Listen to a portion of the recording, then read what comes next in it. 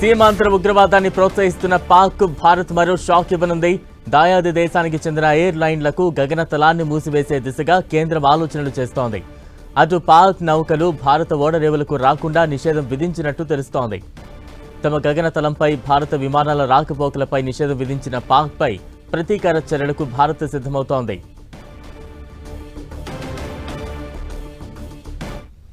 పాక్ విమానయాన సంస్థలకు భారత గగనతలాన్ని మూసివేసే అంశాన్ని కేంద్రం పరిశీలిస్తోంది.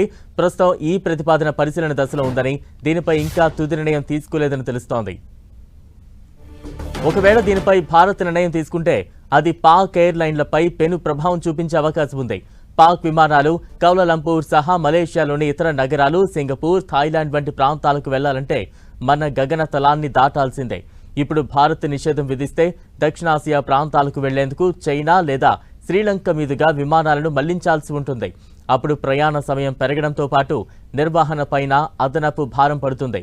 ఇప్పటికే ఆర్థిక ఇబ్బందుల్లో కూరుకుపోయిన పాక్ ఎయిర్ లైన్లకు ఇది మరింత శరాఘాతంగా మారనుంది.